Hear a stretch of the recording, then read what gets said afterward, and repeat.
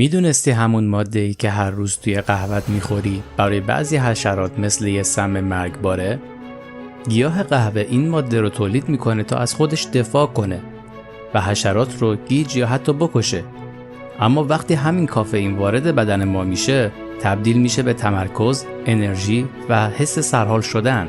یعنی چیزی که برای طبیعت زهره، برای مغز ما مثل پاداش عمل میکنه. و جالبتر این که اثرش روی آدم‌ها یکسان نیست.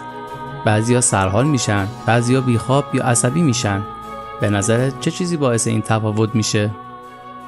قهوه همون نوشیدنی که صبحها دست هممون میبینی، بیشتر از چیزی که فکر میکنیم روی بدن و ذهن اثر میذاره. یه فنجون قهوه میزنی، یهو سرحال میشی، تمرکزت بالا میره و انگار مغزت چارج میشه. اما نکته جالبش اینه که همین اثر انرژی بخش برای همه یکسان نیست. بعضیا سرحال پر انرژی میشن، بعضیا دلشون میلرزه یا خوابشون مختل میشه. حالا یه سوال، چرا یه نوشیدنی ساده میتونه اثرات اینقدر متفاوتی روی آدم‌ها داشته باشه؟ در ادامه میفهمیم قهوه چطور روی قلب، مغز، معده و هورمون‌ها اثر میذاره و حتی میتونه هم دوست سلامتی باشه، هم گاهی کمی خطرناک باشه. و راز این که بدن ما این ماده طبیعی رو چطور به دوست انرژی بخش تبدیل میکنه چیه؟ زمان درست نوشیدن قهوه بعد از بیدار شدن. یه نکته خیلی ساده ولی مهم، خیلی‌ها صبح که چشاشون رو باز میکنن همون لحظه قهوه میخورن.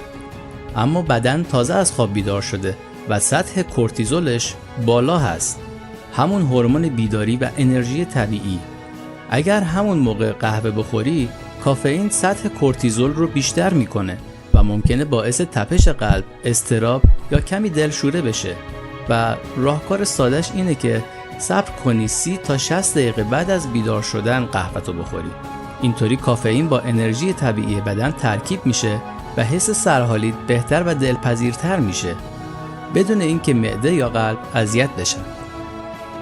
تأثیر قهوه روی قلب و سیستم عصبی. بعد از اینکه قهوه رو خوردی و کافئین وارد بدنت شد، یه اتفاق جالب میفته. سیستم عصبی و قلب تحریک میشن. این یعنی ضربان قلب کمی بالا میره و مغزت سرحالتر میشه. برای بعضی‌ها این حس انرژی خیلی ملموسه. چشماشون برق میزنه، تمرکز بالاتر میره و انگار مغزشون شارژ شده. ولی بعضی‌ها حساس‌ترن. همون تحریک میتونه باعث تپش قلب، لرزش دستها یا کمی اضطراب بشه. به همین خاطر همیشه باید بدونی بدن تو چطور واکنش میده و مقدار قهوه‌ای که میخوری چقدر باید باشه.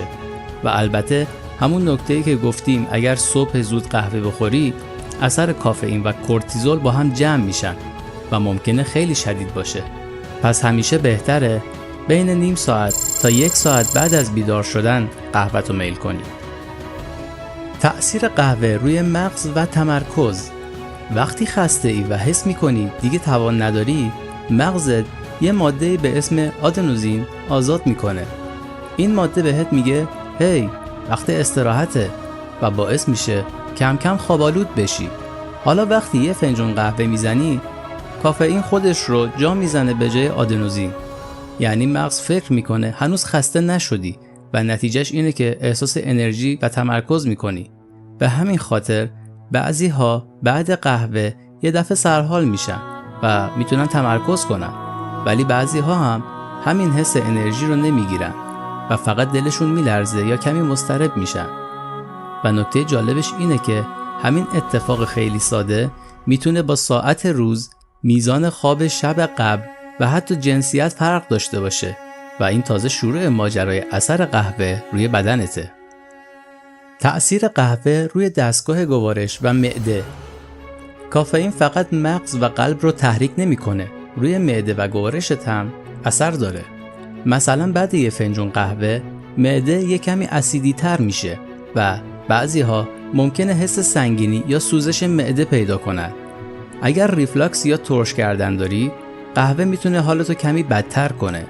ولی برای بعضی‌ها هم اثر مثبت داره. قهوه میتونه به هضم غذا کمک کنه و عبورش از معده راحت تر بشه. پس کاملا بستگی به بدن خودت داره.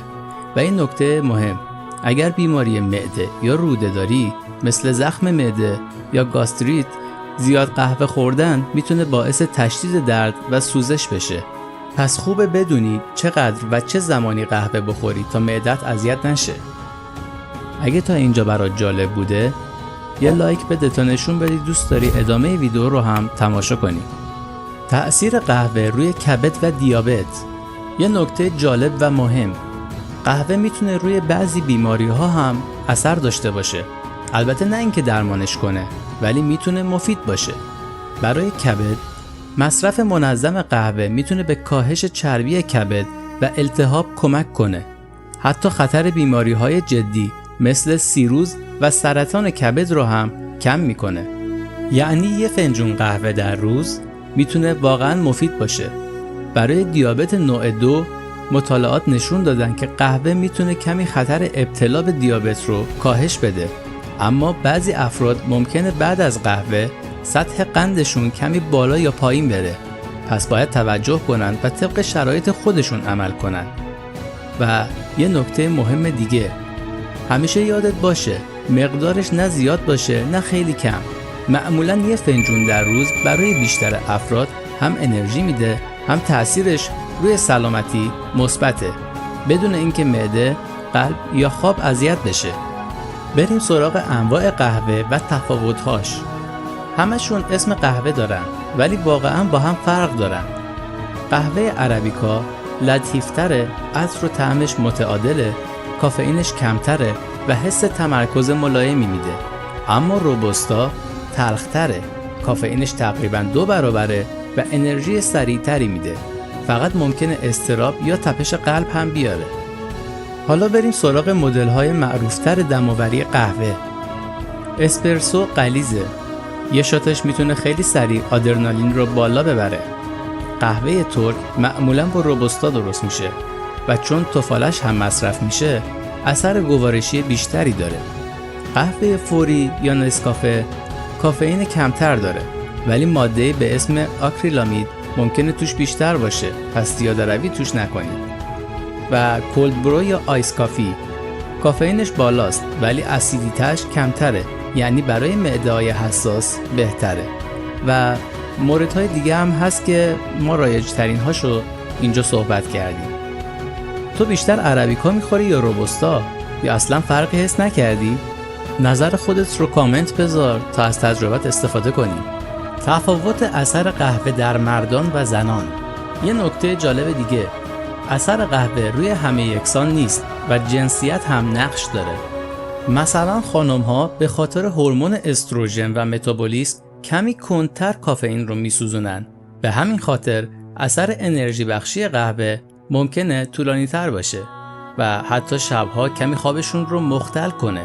در مقابل مردها معمولاً سریعتر کافئین رو میسوزونن، پس پیک انرژی زودتر میاد ولی اثرش هم زودتر از بین میره. یعنی یه فنجون قهوه برای 2 نفر ممکنه تجربه کاملا متفاوتی بسازه. یکی سرحال و انرژی بخش، یکی هم کمی مضطرب یا بیخواب. خب یه جمع‌بندی داشته باشیم. خلاصه اینکه قهوه یه دوست انرژی بخشه ولی مثل یه شمشیر 2 لبه است.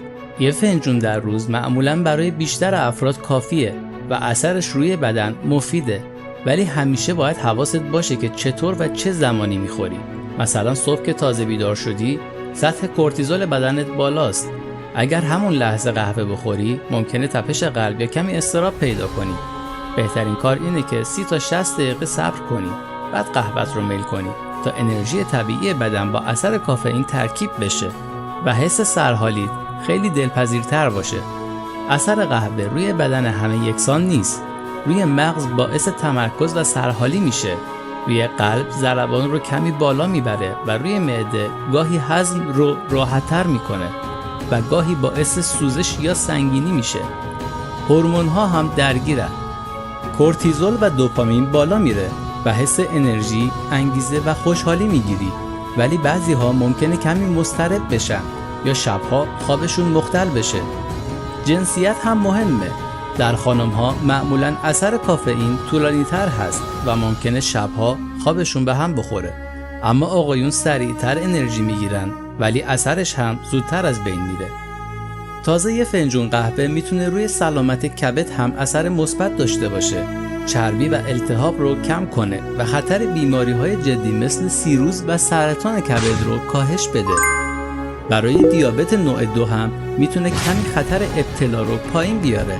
البته افراد مبتلا باید سطح قندشون رو زیر نظر داشته باشن.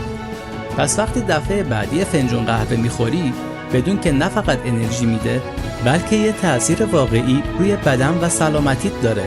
فقط کافیه مقدار مناسب رو بخوری، زمانش رو رعایت کنی و به واکنش بدن خودت توجه داشته باشی تا هم از فوایدش بهره ببری و هم از عوارضش دور بمونی.